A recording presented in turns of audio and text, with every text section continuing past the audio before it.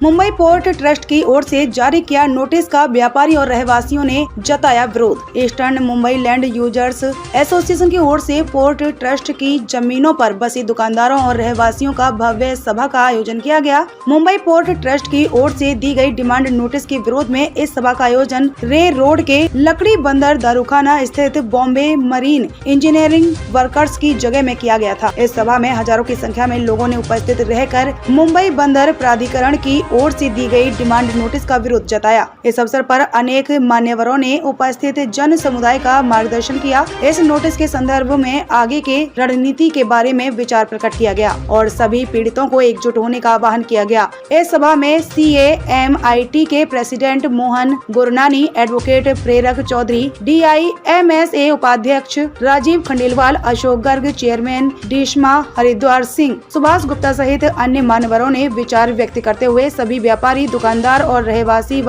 कामगारों को एकजुट होकर इस नोटिस के विरोध में लड़ने का आह्वान किया। मोहन गुरनानी ने कहा कि आज नोटिस आया है, कल घर से निकाला जाएगा। सभी को आवाज उठानी होगी। जिन जिन को नोटिस आया है उन्हें अपना जवाब देना होगा। हमें कानून का दरवाजा खटखटाने की जरूरत है। सभी पदाधिकारियों ने कहा कि हम डेवलपमेंट के साथ हैं, उसके विरोध में नहीं हैं, लेकिन हमें न्याय मिलना चाहिए। मुंबई से ग्लोबल चक्र न्यूज के लिए कैमरामैन इकबाल शेख के साथ संध्या श्रीवास्तव की रिपोर्ट। आज यहाँ पे जो है क्या कहना है सर, किस वजह से जो है? देखिए,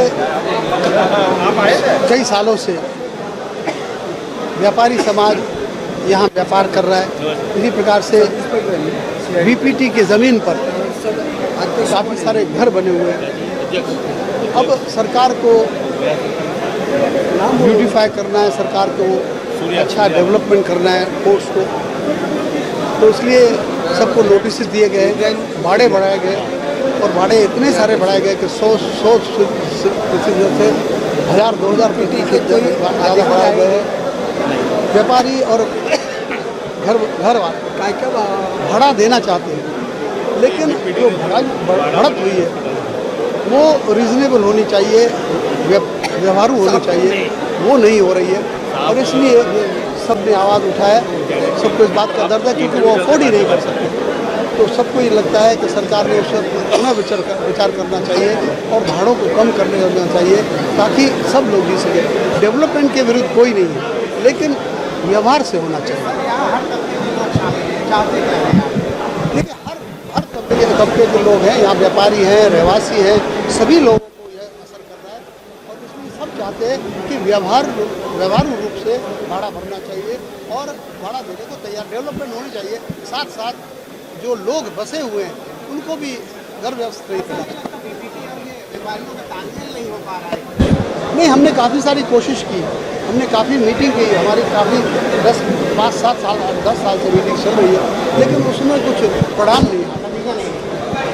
अभी अगला क्या रहेगा, अगला कदम क्या रहेगा? देखिए, सभी लोगों में बहुत जोश है क्योंकि उनके अस्तित्व का सवाल है।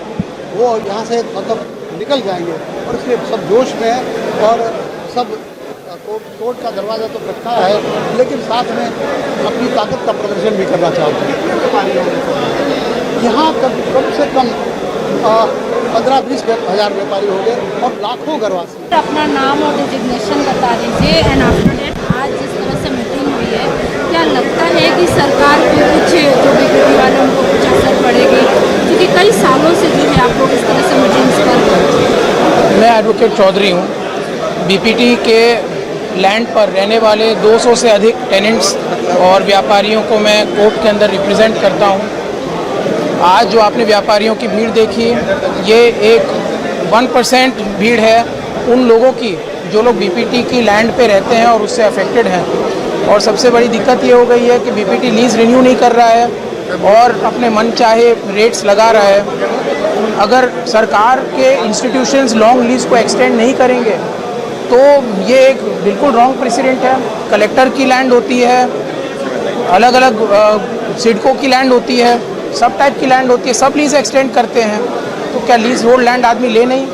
और इतना भाड़ा एक साथ 20 गुना 100 गुना जंप, ये अनरीजनेबल जंप है। इसके अगेंस्ट में हम लोग कोर्ट के अंदर में रिट पिटीशन डाले हैं। कोर्ट के सामने हम वो डाउन करते हैं। कोर्ट जो भी ऑर्डर पास करेगा उसको हम लोग सम्मान के साथ स्वीकार किया। Thank you. सर क्या किस तरह से शॉर्ट्स में बताइए सर कि किस तरह से देखिए काफ़ी विषय कल के बाद इस विषय के बारे में बहुत कुछ वैसे बोल दिया है।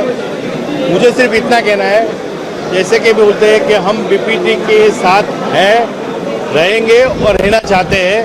फक्त यही है कि सारा जो रेंट लेना चाहते हैं वो रिजनेबल कर दे। जो हमारे ये आज जो है अनअफोर्डेबल हो गया है, जो चीज़ अफोर्डेबल ही नहीं है उसके बारे में हम क्या कर सकते हैं। तो अगर वो अफोर्डेबल लेवल पे आते हैं, हमारे साथ बैठते हैं, तो डेफिनेटली इसका रास्ता निकल जाएगा।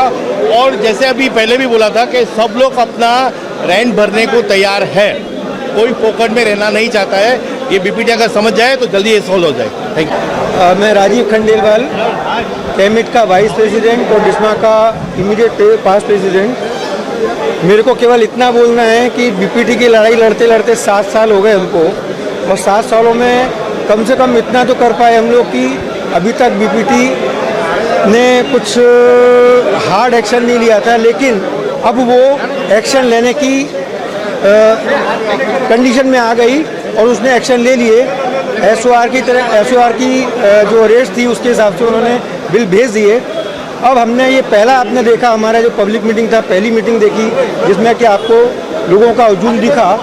अब हम इसको आगे जो नेक्स्ट स्टेप है वो हमारा एक चेन होगा, वो मानव चेन के रूप में होएगा, कर्नाटक बंदर से लेकर के बेलावट पियर तक। तो मानव चेन हम बनाएंगे, नेक्स्ट वीक में ही उसको अनाउंस करेंगे।